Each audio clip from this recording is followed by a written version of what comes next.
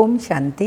6/9/2023 के बाबा के साकार अनमोल धारणा युक्त मधुर महावाक्य। मीठे बच्चे, सर्विस का शौक़ रखो, विशाल बुद्धि बन सर्विस की भिन्न भिन्न युक्तियाँ निकालो, जो बातें बिगड़ अर्थ हैं उन्हें करेक्ट करो। क्वेश्चन, आत्मा जो अजामिल जैसी गंदी बन गई है उसको साफ करने का साधन क्या है? आंसर, उसे ज्ञान मान सरोवर में डुबो दो। अगर ज्ञान सागर में डूबे रहे तो आत्मा की मैल साफ हो जाएगी। सेकंड क्वेश्चन भी है, ब्राह्मणों के लिए सबसे बड़ा पाप कौन सा है? ब्राह्मणों के लिए सबसे बड़ा पाप कौन सा है? आंसर, ब्राह्मण अगर बाप की आज्ञा ना माने तो ये बहुत बड़ा पाप है। बाप की पहली आज्ञा, तुम मुझे निरंतर याद करो, लेकिन बच्चे इसमें ही फेल हो जाते हैं।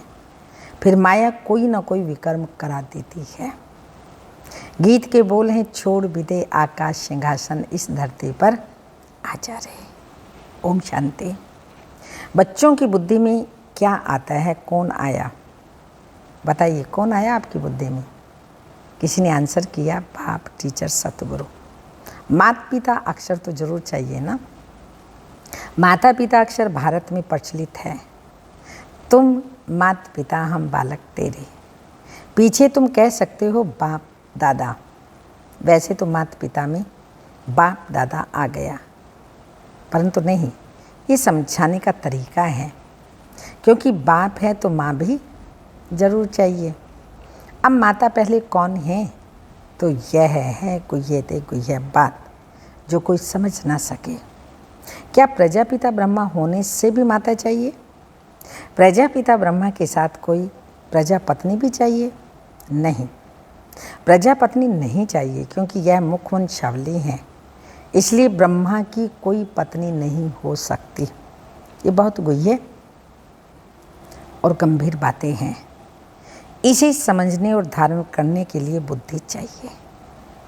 यह एक ही बाप है जो बच्चों के सन्मुख आते हैं। तुम तो समझते हो माता पिता बाप दादा सन्मुख आया है। बच्चे बाहर में सर्विस करते हैं, सेंटर्स पर जो रहते हैं वह यह नहीं समझेंगे माता पिता बाप दादा सन्मुख आए हैं। वह समझेंगे फलानी बीके व ब्रह्मा कुमारी आई है। ये माया तो बाबा ने कहा ये मम्मा अडॉप्ट की हुई है। सबसे लक्की सितारा जगदम्बा है।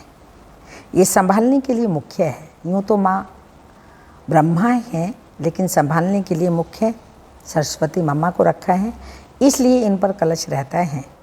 और ये ब्रह्मा तो हो गई ब्रह्मपुत्रा मेल के रूप में, तो सरस्वती जरूर चाहिए। सरस्वती को ही जगदम्बा कहा जाए, इस मेल को तो जगदम्बा नहीं कहेंगे। ये बड़ा अच्छा राज है जो कोई भी गीता भागवत में नहीं है। शास्त्रों में कहानियाँ बैठ लिखी हैं। 5000 वर्ष पहले व 2500 वर्ष पहले क्या हुआ था सो बैठ लिखते हैं। वह नाम रूप देश काल तो कुछ है ही नहीं। नाटक भी अनेक प्रकार के बनाते हैं। यह है बाप बैठ सन्मुख अच्छी रीति समझाते हैं कि बच्चे हर एक बात को पूरा समझ जाएं। इन गीतों में भी कई बिगड़ अर्थ अक्षर हैं। अब आकाश तत्व तो है, यह है, इसमें तो हम बैठे हैं। जिस पारलौकिक बाप को सब याद करते हैं वह कोई आकाश तत्व में नहीं आते। अगर श्री कृष्ण की आत्मा कहे वह तो यहाँ है ही। सब मुख्य आत्माएं धर्म स्थापक आदि यहाँ ही हैं। श्री कृष्ण की आत्मा भी 84वें जन्म में यहाँ ही है। उनकी आत्मा को तो बुला न सके। ये परम पिता परमात्मा को बुलाया जाता है कि आओ अपना महतत्व निर्वाण धाम छोड़ वहाँ से आओ। तो तुम आत्माओं का सिंहासन भी वह महतत्व यानी परम धाम से ही हम आत्माएं आई हैं, जहाँ परम पिता परमात्मा रहते हैं। आत्माओं और परमात्मा का एक ही निवास स्थान है। आकाश में तो तुम जीव आत्माएं रहती हो। यह मांडवा है खेल चलने का। जब गीत सुनते हो तो दिल में आप ही करेक्ट करते जाओ। यह तो जिन्होंने नाटक बनाए हैं उन्होंने ही फिर गीत बनवाए हैं। फिल्म शूट करने वाले को भी समझाना चाहिए, इसमें बड़ी विशाल बुद्धि चाहिए। बाबा राय देते हैं सर्विस करने के लिए। ये ड्रामा जिसने बनाया है उन्हें समझाना चाहिए, उनसे मिलना चाहिए, इतनी समझ चाहिए। बाप तो डायरेक्शन देते हैं, बाप को तो जाकर नहीं पूछना है, तो बाप तुम बच्चों को डायरेक्शन देंगे, ऐसे ऐसे करो, श्रीमत पर चलो। गीत। वास्तव में धरती यह भारत खंड है, भारत में ही उनका आना होता है। छोड़ भी दे आकाश सिंहासन, इस धरती पर आ जा रे, तो भारत खंड में ही शिव बाबा आता है। भारत ही उनका बर्थ प्लेस है। सभी उस निराकार फादर को ही बुलाते हैं। श्री कृष्ण तो सबका फादर नहीं है। और मुरली जो दिखाते हैं वह कोई काठ की तुतारी तो नहीं है जो श्री कृष्ण के हाथ में देते हैं। मुरली तो वास्तव में ज्ञान की है। गॉडेज ऑफ नॉलेज सरस्वती को कहते हैं, राधे को नहीं कहेंगे, श्री कृष्ण को भी नहीं कहेंगे। यह तो जोड़ी है बाप और बच्चे की। सरस्वती को कहा जाता है गॉडेज ऑफ नॉलेज, तो जरूर प्रजापिता ब्रह्मा, ब्रह्मपुत्रा भी गॉड ऑफ नॉलेज होना चाहिए। लेकिन ब्रह्मा के लिए तो गाया हुआ नहीं है। गॉड इज नॉलेजफुल कहा जाता है, ब्रह्मा नॉलेजफुल नहीं है। गॉड इज नॉलेजफुल, परम पिता परमात्मा ज्ञान का सागर है, तो जरूर अपने बच्चों को ही ज्ञान देंगे ना। तो पहले पहले इनमें प्रवेश कर इन द्वारा दूसरों को देते हैं। इनमें सब लक्की सितारे आ जाते हैं। ज्ञान सूर्य, फिर ज्ञान चंद्रमा, ये ब्रह्मा हुए। फिर चाहिए ज्ञान चंद्रमा के नज़दीक एक सितारा, जो सितारा चंद्रमा के सामने खड़ा रहता है, वो बहुत तीखा होता है। इसको ज्ञान लक्की सितारा कहेंगे। उनका नाम सरस्वती रखा हुआ है। सरस्वती बेटी हो गई ना ब्रह्मा की। ये तो बाप भी हुआ, बड़ी नदी भी हुई। बहुत बड़ी नदी है। सब नदियों का मेल सागर में होता है। सागर और नदियों का मेला होता है। सरस्वती भी सागर में मिलती है, उनका मेला नहीं लगता। मेला ब्रह्मपुत्रा नदी का लगता है। ये नदी वंडरफुल है, मेल है। नदी तो फीमेल को कहा जाता है। यह गुह्य राज बहुत समझने लायक है, परंतु ये बातें पहले पहले कोई को नहीं बतानी चाहिए। पहले तो लौकिक माता पिता, पारलौकिक माता पिता का राज समझाना चाहिए। लौकिक माता पिता से अल्पकाल क्षण भंगुर सुख का वर्षा मिलता आया है, यह तो पक्का याद रहना चाहिए। दूसरा कोई दो बाप का राज समझा न सके, ये समझने की बात है ना। माता पिता भी तो चाहिए ना। माता पिता कहा जाता है निराकार को, परंतु यह समझते नहीं कि इनको माता पिता क्यों कहा जाता है। वह तो गॉड फादर है। फिर कहते हैं एडम और ईव, एडम ही ईव है, यह नहीं समझते। प्रजापिता ब्रह्मा वही फिर माता हो जाती है। एडम और ईव अथवा आदम बीबी कहते हैं, परंतु अर्थ नहीं समझ सकते। बच्चे समझ सकते हैं आदम बीबी वास्तव में यह है। बीबी सो आदम, इनको बीबी आदम दोनों कह देते हैं ब्रह्मा को। वह तो है बाप। ये बड़ी पेचीली बातें हैं। भारत में गाते हैं तुम माता पिता हम बालक तेरे, ऐसे ही सुनी सुनाई पर गाते रहते हैं, अर्थ कुछ नहीं समझते। सत्य को बहुत दूर ले गए हैं, लाखों वर्ष कह देते हैं। लॉन्ग लॉन्ग भी कितना, कहानी तो नज़दीक की ही सुनाई जाती है।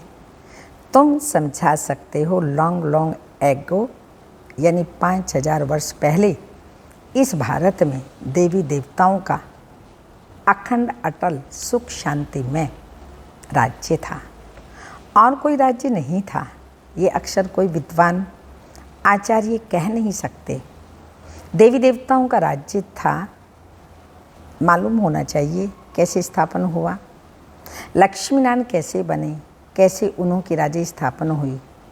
उनके पहले तो कलयुग था, बरोबर कलयुग का अंत अब है, और कलयुग के बाद फिर सतयुग होगा। सतयुग सामने आ गया है, जो लॉन्ग था वह सामने आ गया। 84 जन्म लेते लेते अब कलयुग का अंत आकर हुआ है। सतयुग आने वाला है, इसलिए बाबा कह रहे हैं अभी तुमको कहेंगे 5000 वर्ष पहले इन लक्ष्मी नारायण का सतयुग में राज्य था, अभी नहीं है। अभी टाइम आकर के पूरा हुआ है, फिर से लक्ष्मी नारायण का राज्य स्थापन हो रहा है। ये तुम्हारी बुद्धि में है, जिसके लिए तुम पुरुषार्थ कर रहे हो। यह है समझाने की बातें।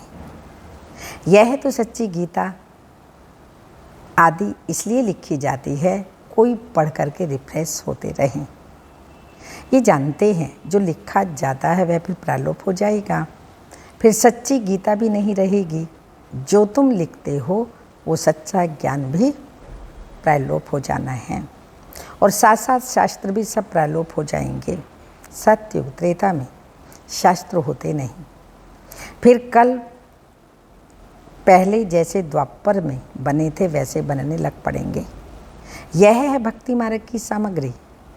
रचना की सामग्री बहुत बड़ी है। तुम ज्ञान सेकंड में ले लेते हो, सारी रचना के आदि मध्य अंत को तुम जानते हो। अंगे अखरे तिथि तारीख सहित पूरा हिसाब किताब है। 84 जन्म सब नहीं लेते, कोई 70 लेते, कोई 60 लेते, कोई 2 भी लेते हैं, मैक्सिमम 84 और मिनिमम 1-2 जन्म। वह सारा मिनिमम और मैक्सिमम का हिसाब है। पीछे आने वालों के जरूर नंबरवार थोड़े थोड़े जन्म होंगे, उसका फिर विस्तार करना फालतू हो जाता है। तुम बच्चे नटशेल में समझ सकते हो। 84 लाख जन्म तो है ही नहीं, 84 जन्म भी हर एक के नहीं हो सकते। ऐसे ही सिर्फ कह देते हैं 84 का चक्र। 84 लाख जन्मों का चक्र नहीं गाया जाता। गीत पाप कपट की छाया पड़ गई है, अब रावण का राज्य है ना। आत्मा पर मैल की छाया पड़ते पड़ते अब बिल्कुल ही अजामिल हो गए हैं। इतनी मैल चढ़ी है जो साफ होती ही नहीं। उस मैल को निकालने के लिए फिर गाया हुआ है ज्ञान मान सरोवर उसमें डूबा रहे। जैसे जंक लगती है तो उनको उतारने के लिए फिर घासलेट में डाला जाता है। यह भी जंक लगी हुई है, इसलिए ज्ञान सागर में डूबे रहो। कोई पानी की नदी व सागर की बात नहीं, ज्ञान सागर जो ज्ञान देते हैं उस नॉलेज में तत्पर रहना है। गृहस्थ व्यवहार को भी संभालना है, उसमें कोई मत चाहिए तो लेते रहो। घर बार कैसे संभालें, कैसे चलाएं, कोई भी राय हो मत हो तो शिव बाबा से लेते रहो। हर एक का कर्म बंधन अपना अपना है। सर्जन सबके लिए एक ही दवा नहीं देते। हर एक का कर्म बंधन, हर एक की बीमारी अपनी अपनी है। ये 5 विकारों की बीमारी महाभारी है। इस बीमारी को कोई जानते ही नहीं। ये कब से शुरू होती है? आत्मा को बीमारी लगने से शरीर को भी बीमारी लग जाती है। आत्मा में दुख पड़ता है तो शरीर में भी पड़ जाता है। ये बातें शास्त्रों में नहीं हैं। वह तो भक्ति मार्ग का भक्ति कांड है। भक्ति का भी बाबा ने बताया है। पहले होती है अव्यभिचारी भक्ति, फिर रजोगुणी व्यभिचारी भक्ति, फिर व्यभिचारी तमोगुणी भक्ति। रजोगुणी व्यभिचारी, रजोगुण तमोगुणी व्यभिचारी भक्ति। जैसी जैसी भक्तों की अवस्था वैसी भक्ति हो जाती है। ज्ञान भी ऐसे उतरता है। पहले 16 कला, फिर 14 कला, फिर 12 कला आदि आदि। प्रारब्ध जो बनती है वह फिर उतरती जाती है। तुम बच्चे जानते हो ये कमाई है। कमाई में विघ्न पड़ते हैं, दशाएं बदलती हैं। पूछते हैं हमारे ऊपर कौन सी दशा बैठी हुई है, फिर वह लोग बतलाते हैं। इस सच्ची कमाई में भी बच्चों पर दशाएं बैठती हैं, वो कमाई में भी और इस कमाई में भी। कोई पर राहु की दशा बैठती है, काला मुंह कर लेते हैं। बृहस्पति की दशा थी, फिर माया ने थप्पड़ लगाया, फिर राहु की दशा बैठ गई, काम में गिरा और फट से राहु का ग्रहण लगा, ताला बंद हो जाता है। बुद्धि का जो बाबा ने ताला खोला था वो बंद हो जाता है। ये गुप्त कड़ी सजा है। खुशी गायब हो जाना, ज्ञान की धारणा ना होना, बाबा की आज्ञा पर ना चलना। तो बाबा ने कहा ये है राहु का ग्रहण, जो गुप्त सजाएं मिलती हैं। वह फिर कभी कह नहीं सकेंगे भगवानु वाच्य काम महाशत्रु है। सन्यासी भी काम महाशत्रु के कारण ही स्त्री को छोड़कर चले जाते हैं, जंगलों में चले जाते हैं ना। यह है निवृत्ति मार्ग की पति पवित्रता भारतवासियों के लिए अच्छी है। कम से कम भारत का जो बेड़ा गर्क होता है, सन्यासी लोग भारत को बचाते हैं गर्क होने में। भारतवासी ही पवित्र से अपवित्र बनते हैं, तो उन्हों को थमाने के लिए ये सन्यासी हैं। मरम्मत के लिए ये पवित्रता है। पवित्रता की ताकत से ही सृष्टि इतना चलती है। अभी तो वे भी पतित बन पड़े हैं, तुम्हें उनकी भी सर्विस करनी है। महात्माओं सन्यासियों आदि के आते हैं, अभी तो बहुत सेवाएं हो रही हैं। सर्विस का तुम बच्चों को बहुत बहुत शौक रहना चाहिए। बेकायदे सर्विस करते करते बेकायदे कोई भी चलन नहीं चलनी है। भल पुरुषार्थी हूँ, संपूर्ण तो कोई बना नहीं है, कुछ ना कुछ पाप होते रहते हैं। बाप की आज्ञा ना माना, आज बाबा ने बड़ी सूक्ष्म गहरी बात बताई है। बाबा की आज्ञा ना माना यह भी बड़ा पाप है। बाप का फरमान है निरंतर मुझे याद करो। जानता हूँ कर नहीं सकेंगे, बाबा को सब कुछ पता है, ये बच्चे कर नहीं सकेंगे, परंतु तुम पूरा पुरुषार्थ नहीं करते हो। पूरा पुरुषार्थ करें, लगन से करें, तो क्यों नहीं निरंतर याद रहती है। लेकिन लापरवाह हो जाते हैं, बेपरवाह हो जाते हैं, तो फिर वो निरंतर में अंतर पड़ जाता है, निरंतर याद नहीं रहती। अब जो करेंगे वो अच्छा पद पाएंगे, जो करेंगे सो पाएंगे। जितना करेंगे उतना पाएंगे और जैसा करेंगे वैसा पाएंगे। बाबा का कर्तव्य है, बाबा बच्चों को सावधानी देता, शिक्षा देता, बार बार समझाता है। अगर हम नहीं समझते तो हमारी तकदीर है। अच्छा, मीठे मीठे सिक्की लदे बच्चों प्रति माता पिता बाप दादा का याद प्यार। Good morning, diamond morning. रूहानी बाप की रूहानी बच्चों को नमस्ते। हम रूहानी बच्चों की रूहानी माता पिता बाप दादा को याद प्यार। गुड मॉर्निंग, डायमंड मॉर्निंग, ओम नमस्ते। धारणा के लिए मुख्य सार हैं 5 विकारों की बीमारी से मुक्त होने के लिए। 5 विकारों की बीमारी लगी हुई है सबको, उससे मुक्त होने के लिए सर्जन की राय लेते रहना है। आत्मा पर कोई बीमारी ना लगे, इसकी संभाल करनी है। आत्मा पर विकारों की कमियों कमजोरियों की कोई बीमारी ना लगे, ये संभाल करनी है। सेकंड पॉइंट, सच्ची कमाई करनी और करानी है। ये सच्ची कमाई है, ये करनी और करानी है। कोई भी बेकायदे चलन नहीं चलनी है। राहु की दशा कभी ना बैठे, इसके लिए बाप के फरमान पर सदा चलना है। राहु की दशा कभी ना बैठे, इसके लिए बाप के फरमान पर सदा चलते रहना है। वरदान, याद और सेवा द्वारा सब चक्रों को समाप्त कर क्षमा पर फिदा होने वाले सच्चे परवाने भाव। याद और सेवा द्वारा सब चक्रों को समाप्त कर सच्चे समा पर फिदा होने वाले सच्चे परवाने भाव। स्पष्टीकरण, जो बच्चे याद और सेवा में सदा बिजी रहते हैं वो कभी चक्रों में नहीं आते और सभी चक्रों से सहज ही मुक्त हो जाते हैं। कोई भी चक्र रहा हुआ होगा तो चक्कर ही लगाते रहेंगे। कभी संबंधों का चक्कर, कभी अपने स्वभाव संस्कार का चक्कर। ऐसे व्यर्थ के सभी चक्कर समाप्त तब होंगे जब बुद्धि में सिवाय क्षमा के और कुछ ना हो। क्षमा पर फिदा होने वाले क्षमा के समान बन जाते हैं। ऐसे फिदा होने वाले अर्थात समा जाने वाले सच्चे परवाने हैं। स्लोगन।